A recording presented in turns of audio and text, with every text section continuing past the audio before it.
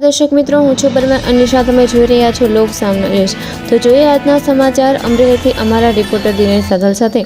અમરેલી જિલ્લાના એક નગરપાલિકામાં આવકના દાખલા માટે આવતા અરજદારોને ભારે હાલાકીનો સામનો કરવો પડી રહ્યો હોવાના આક્ષેપો સામે આવ્યા છે.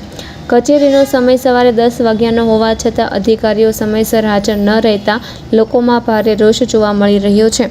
સ્થાનિક લોકોના જણાવ્યા મુજબ આવકના દાખલા માટે દરરોજ મોટી સંખ્યામાં અરજદારો નગરપાલિકા કચેરીએ પહોંચ્યા છે, પરંતુ કચેરીના દરવાજા ખુલ્લા બાદ પણ સંબંધિત અધિકારી પોતાની બેઠક પર હાજર રહેતા નથી. આક્ષેપ છે કે સવારે 10 વાગ્યાનો સમય દર્શાવાયો હોવા છતાં અધિકારીઓ 11 વાગ્યા સુધી પણ હાજર રહેતા નથી. વધુમાં અધિકારીઓની ખુરશી પર અન્ય અજાણ્યા લોકો બેઠેલા જોવા મળે છે અને સ્ટાફ પાસે પૂછપરછ કરવામાં આવે ત્યારે પણ યોગ્ય જવાબ મળતો નથી.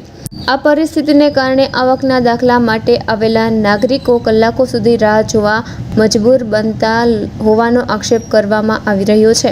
હવે લોકોમાં માંગ ઉઠી છે કે જવાબદાર અધિકારીઓ સમયસર ફરજ પર હાજર રહે અને નાગરિકોને ઝડપી તથા પારદર્શક સેવા મળે. બેટા ભાઈ તમે હે અત્યારે કેટલા વાગ્યા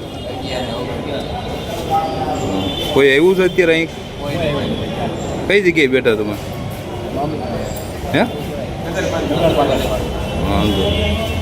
શા માટે એવા તમે? તો ફરી મળીશું એક નવા સમાચાર સાથે. ત્યાં સુધી જોતા રહો લોક સામના ન્યૂઝ.